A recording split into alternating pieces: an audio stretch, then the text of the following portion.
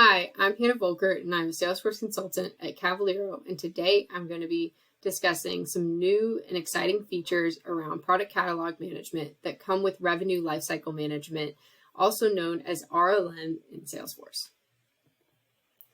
For today's use case, we're going to be focusing on the engineer to order use cases.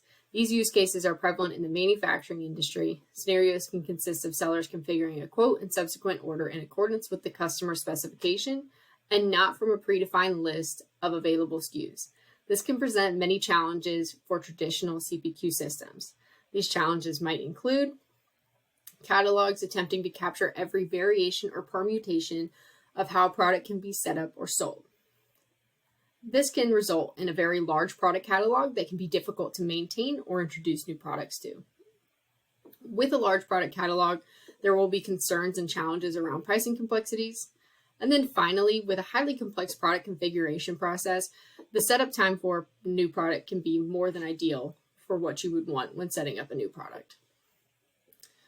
These new features with RLM solve for these exact challenges.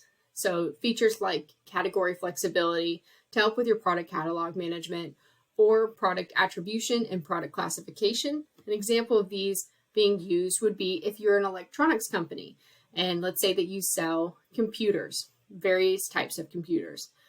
Across any type of computer, you would be looking at different attributes such as a processor, memory, storage, display, maybe what screen size you want. And these would all be considered attributes to this computer product classification. When you're going to go and set up a new product, let's say it's a laptop, you can apply this new product classification of computer to the laptop because it would inherit the same attributes that you're looking at for a laptop as, let's say, if you're looking at for a desktop. So you can look at these attributes on the quote line as a salesman and configure them right there, as opposed to having different variations of a laptop or a desktop. You can just apply the product classification and it will inherit the related attributes. Something else that's really handy with the RLM product catalog management is the idea of selling models. So if you remember in CPQ when you were setting up products and let's say it's the same product, but it maybe one was sold as a renewable subscription, but one was sold as an evergreen subscription, you would have to set those up as two separate products in CPQ. With RLM, you would only need to set up one new product record, and then you can associate selling model options to that product. So you can associate multiple to the one product, and then you can just select which option you're going for as a salesman on the quote line. This prevents you from having to create multiple products for each selling model option. So now I'm going to go over to Salesforce. We're going to go ahead and see these new product catalog management features in action. All right, I am here on a product record page. Just scrolling through this really quick, you'll probably notice the number of fields defined on this product record page, probably less than what we were used to when we were using CPQ. For RLM, the focus is going to be more in these related objects that you can associate to the product to really cut down on that setup time. So something I'm going to dive into first here is going to be the product classification. So we have this product classification of computer, like we were just talking about. It's going to have these associated attributes for typical things you would look for in a computer.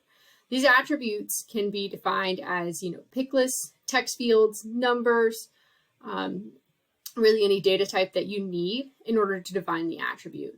So for example, we can have a memory pick list and it'll have maybe, let's say 32 gigabytes or 64 gigabytes. And we can define what we would want that default value to be when we're opening up a quote with maybe one of these associated products. Going over to the related list, this is where we'll be able to see the products related to this classification. I'm going to go ahead and go into the desktop product, for example. We're going to go ahead and take a look at its attributes tab. This is where we're going to see the inherited attributes. These attributes are coming from the defined product classification of computer, and it's inheriting these attributes. If I go back and I go over to the laptop, this is the product that we were originally landing on here in this video. And I'm going to go to the attributes page, and you're going to see only one inherited attribute. But if we scroll down, you'll see the other 7 attributes, but they're overridden. What does this mean? This means if we're going to assign a product classification to a new product and it's going to inherit those attributes, maybe it will need to inherit all those attributes, but maybe the default values or the pick list values or the text values or whatever need to be different for this product. We can go ahead and override the inherited attributes here, and they will just be applied to this laptop product. I now want to go ahead and go to the related list of the laptop product. I just want to scroll down and take a look at the product selling model. I'm going to go into a new tab here.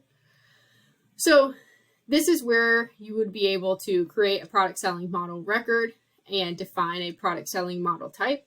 Just going to open this up. So we have one time that term defined or an evergreen selling model type. We can create one of each of these and associate all 3 to the laptop product if we wanted to.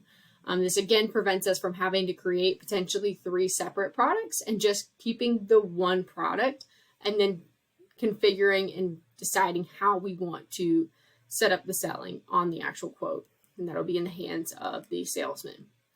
Speaking of the point of view of the salesman, I want us to go ahead and we're going to go dive into a quote and show the configuration of the laptop product and what this actually looks like. Because now we've taken a look at the behind the scenes setup of this catalog. What does this actually mean for the presentation of the quote and quote line? So here we are in a new quote. Again, we're coming from the point of view as a salesman. We're going to go ahead and add the laptop product to our quote. So I'm going into the hardware catalog. I'm going to go scroll down and I'm going to go ahead and add the laptop product that we've been looking at. I'm going to save the quote. What I'm really trying to show is, again, configuring this laptop product here on the quote line. And again, this prevents us from having multiple different versions of the laptop product and having the salesman select from these different variations of the product. And they really just have to select the one product and then they can configure the attributes based off of the customer's specifications right here in the quote. So once this opens up, we will see here are all the attributes, and we can go through and select what we would want for our laptop product.